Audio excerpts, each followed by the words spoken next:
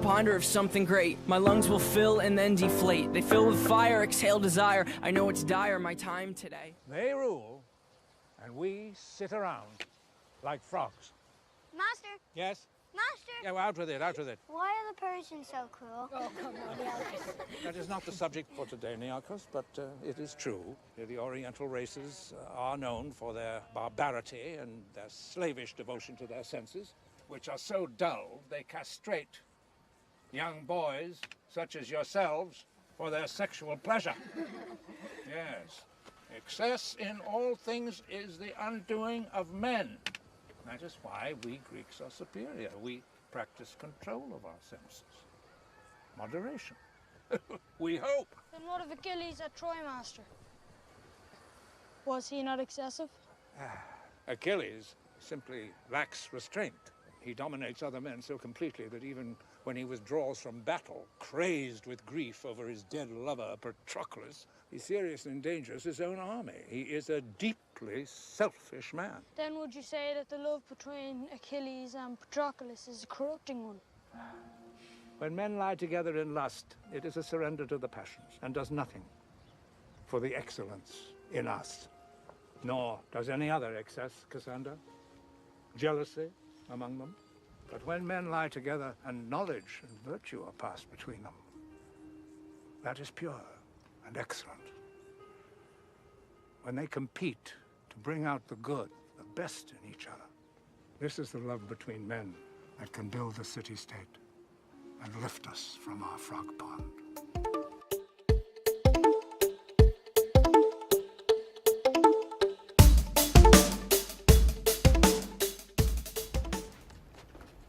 You sent for me, Caesar?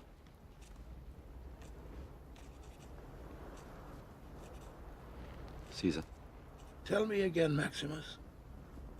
Why are we here? For the glory of the Empire, sire. Ah, yes. Ah, yes, I remember. Do you see that map, Maximus? That is the world which I created. For 25 years, I have conquered, spilt blood, expanded the empire. Since I became Caesar, I've known 4 years without war. 4 years of peace in 20. And for what?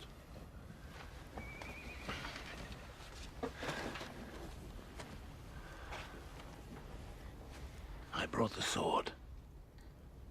Nothing more. Caesar, your life, Please. Please don't call me that. Come. Please. Come sit. Let us talk together now. Very simply, as men. Well, Maximus. Talk. I've seen much of the rest of the world. It is brutal and cruel and dark. Rome is the light. Yet you have never been there. You have not seen what it has become. I am dying, Maximus. When a man sees his end, he wants to know there was some purpose to his life. How will the world speak my name in years to come? Will I be known as the philosopher, the warrior, the tyrant? Or will I be the emperor who gave Rome back her true self? There was once a dream that was Rome. You could only whisper it.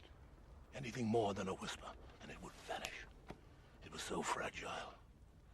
And I fear that it will not survive the winter. Maximus,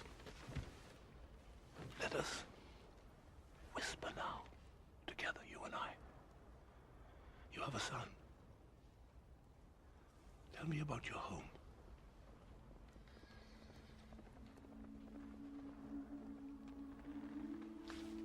My house is in the hills above Trujillo. Very simple place. Pink stones that warm in the sun. Kitchen garden that smells of herbs in the day. Jasmine in the evening. Through the gate is a giant poplar. Figs, apples, pears, the soil, Marcus, black. Black like my wife's hair. Grapes on the south slopes, olives on the north. Wild ponies playing in my house. They tease my son. He wants to be one of them. last time you were home? 2 years, 264 days, and this morning. I envy you, Maximus. It was a good home. Worth fighting for. There is one more duty that I ask of you before you go home. What would you have me do, Caesar? I want you to become the protector of Rome after I die. I will empower you to one end alone, to give power back to the people of Rome and end the corruption that has crippled it.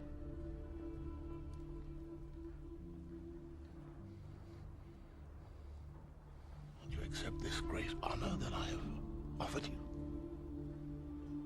With all my heart, no. Maximus, that is why it must be you. But surely a prefect, a senator, somebody who knows the city, who understands her politics. But you have not been corrupted by her politics. But the Senate is the people, sire. Chosen from among the people to speak for the people. I doubt many of the people eat so well as you do, Gracchus.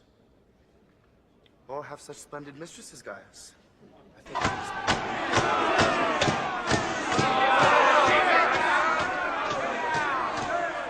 Cato, the Senate hears you.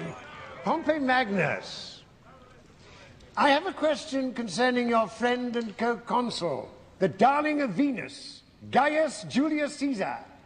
Why does his chair remain empty? Why does he not come home? His illegal war is over. Gaul is long since on its knees. Why does Caesar keep his brave soldiers from their families and friends? For 8 long years, he has gorged himself like a wolf on the blood of Gaul, and thereby made himself monstrously rich. Why? Why does he ply the mob with races and fights and gaudy feasts? Why has he paid the debts of every reprobate fool in this Senate House?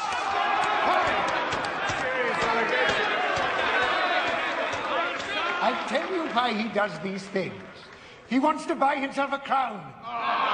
He wants to destroy the Republic and rule Rome as a bloody tyrant. That's why.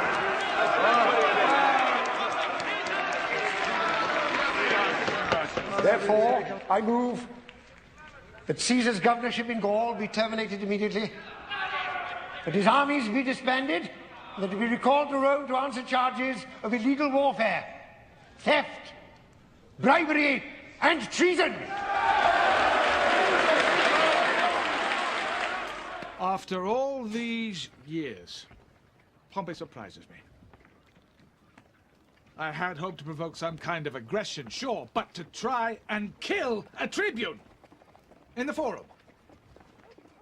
The man's found some hard black iron in his soul. Sure it was yon demented little worm Cato put him up to it. It's excellent, this. So what next? Let's see what the men have to say.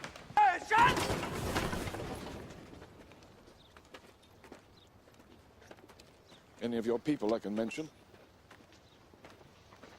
Titus Pullo took the head off the first man that came at me.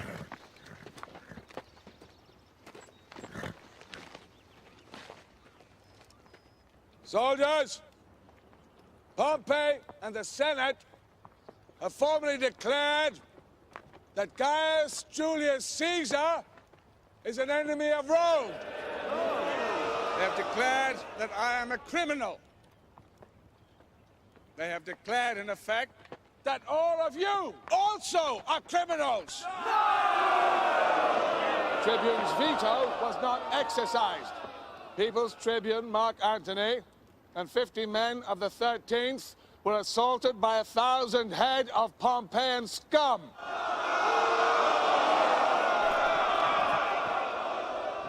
A tribune of the plebs assaulted on the steps of the Senate House.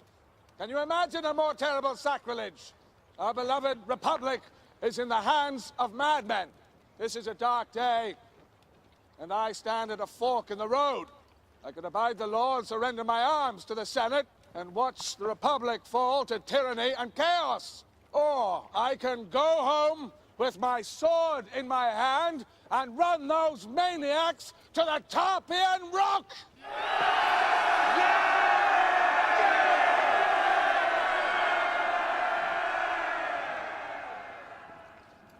Legionary Titus Pullo, step forward.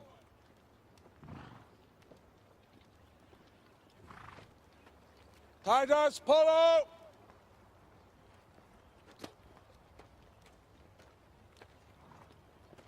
When 50 brave men of the 13th fought Pompey's 1,000 in the Forum and saved the Tribune, it was Legionary Titus Pullo drew first blood.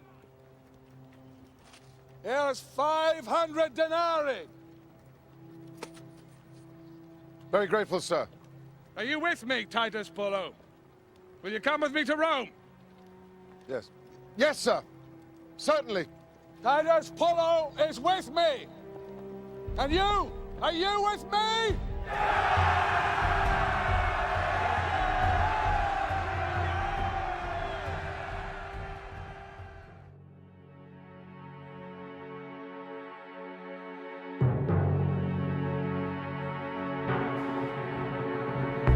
I saw you standing in the rain. You were holding his hand, and I'll never be the same. You can see me on the Riviera dressed like a playboy. Or you can catch me up in Riviera's Tuesday night. Pillow fights with Dominican mothers. That's what happens when it's swayed on the roof. Swerving lane to lane in the coupe. Shit, if I crash it, probably just leave it as a token that your boy could've. The king must listen to what we have to say. A king does not bargain for the loyalty that every subject owes him. Without loyalty, there is no kingdom. There is nothing. I'm here to speak for Sir Walter Loxley.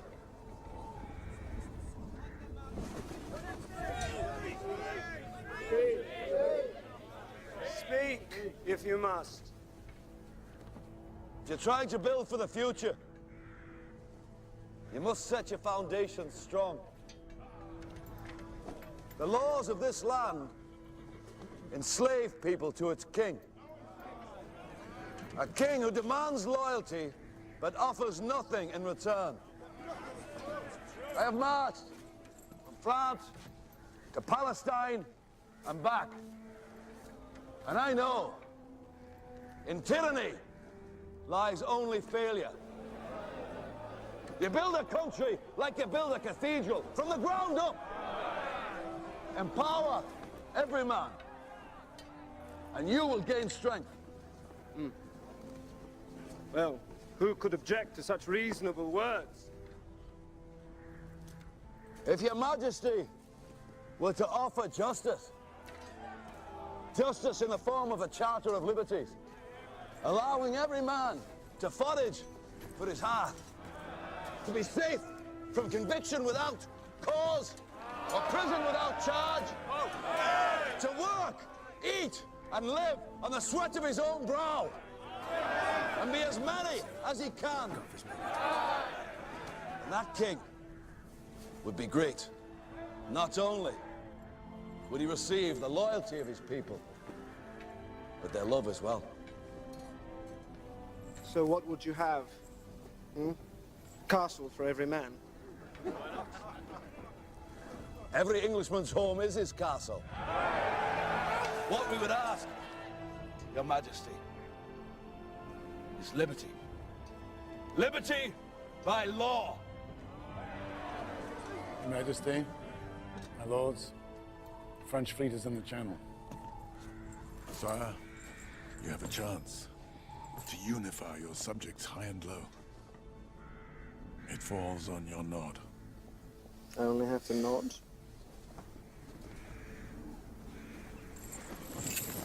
I can do better than that. I give my word that such a charter will be written on my mother's life. I swear.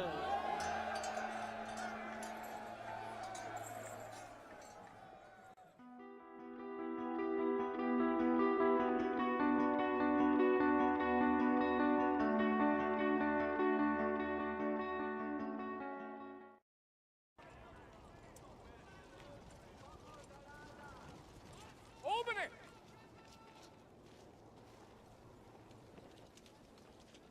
Albany! How did he know?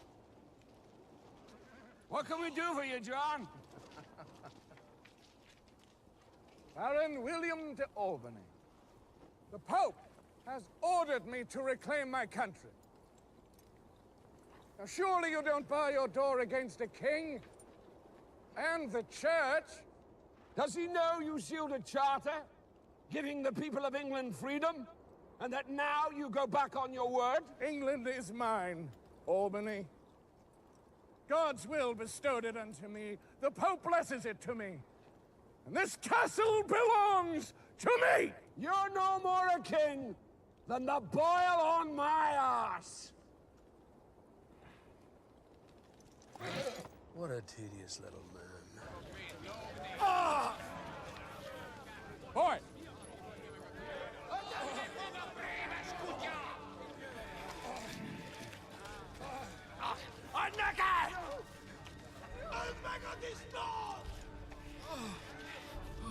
Good afternoon, Baron. Did you find my castle to your liking? It's the people's castle now. You said he was gone. Those two. Cut off their hands and feet.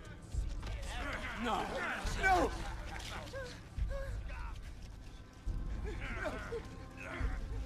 No! Now, Baron, I want my keep back. On my command. No! You'll never surrender. Really? Do it!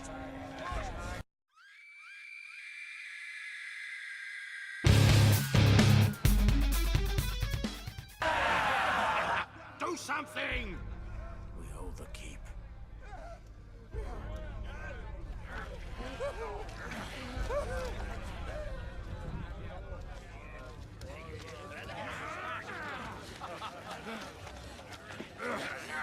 My ass gets stinking castle!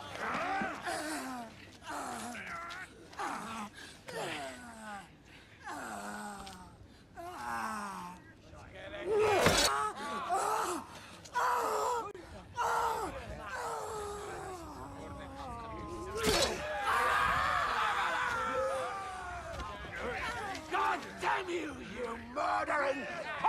Isn't that the king I am? You betray all that's meant to be king. You betray God! I betray God!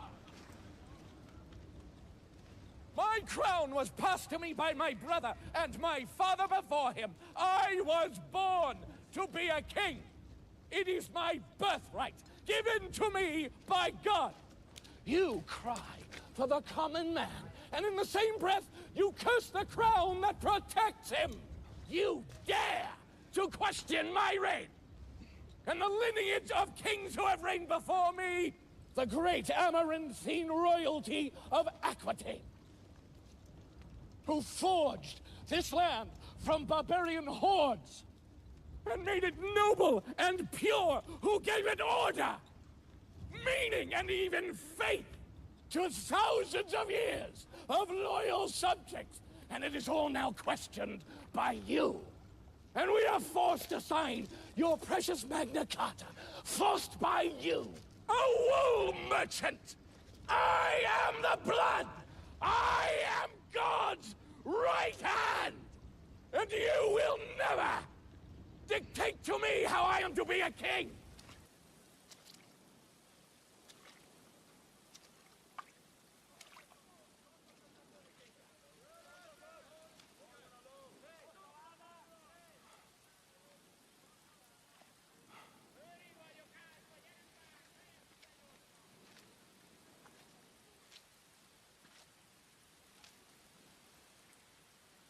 My scouts report the French have left Calais. They'll be at our back within days. Do you know, when I was a child, I once secretly ate every urn of my father's beloved honey peaches. And the next day, he brought before me a servant girl that he had accused of the crime. And he placed her hand on the table, and he drew his knife. And he delivered the punishment. And that night, unable to contain my shame, I confessed to him that it was I, his son, who had committed the crime. But do you know what his response to me was? He said, I know. I know. And that is why I only cut off her finger. You see, John, any action against the throne must be punished ruthlessly. For that is the only way to maintain the absolute power of a king.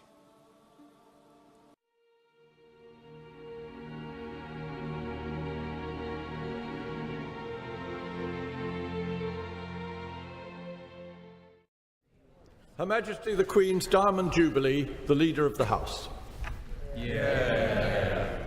My Lords, I beg to move that an humble address be presented to Her Majesty the Queen to congratulate Her Majesty on the 60th anniversary of her accession to the throne, and that the address be presented by the whole House on Tuesday the 20th of March in Westminster Hall. My Lords, this is a formal occasion for paying tribute to our head of state, but what I know will be evident in our national celebrations is the respect and admiration for the Queen personally felt by so many in this nation. She is not simply owed our respect as head of state, but she inspires our respect as an individual.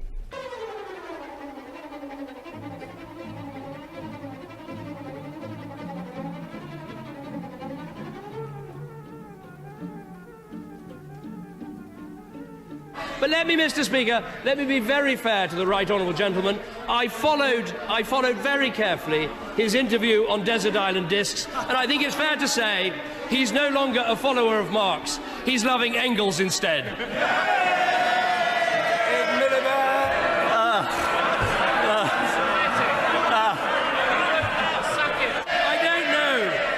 I don't know what they're paying him, Mr. Speaker. Order! I haven't finished.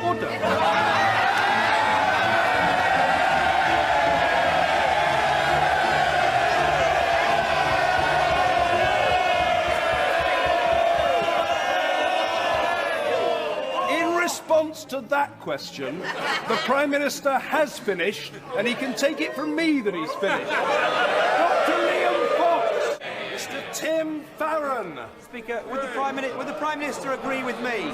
Would the Prime Minister agree with me? The people living in rural... Order. There shouldn't be a collective groan. No, it's not. The Honourable Gentleman is good-humoured. But order! The House will hear the Honourable Gentleman, Mr. Tim Farron. And while we're in the business of who has said interesting things in recent days,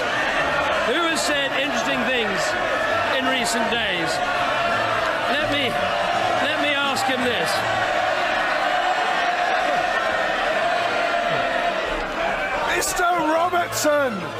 Mr. Robertson, calm yourself, man. The lion must get back in its den. Prime Minister. There's plenty more. Order.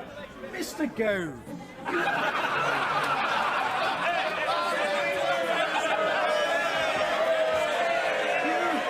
Order. You really, order. You really are a very overexcitable individual. You need to write out 1,000 times, I will behave myself at Prime Minister's questions. Does he rule out giving another tax cut to the richest in society by cutting the top rate to 40p? To 40p. To 40p. Calm down. To 40p. Yes or no? We've got a new hand gesture from the Shadow Chancellor. Yes. I would have thought after today's briefing in the papers, the hand gesture for the Shadow Chancellor should be bye-bye. You don't need it to be Christmas to know when you're sitting next to a turkey. Mr. Speaker.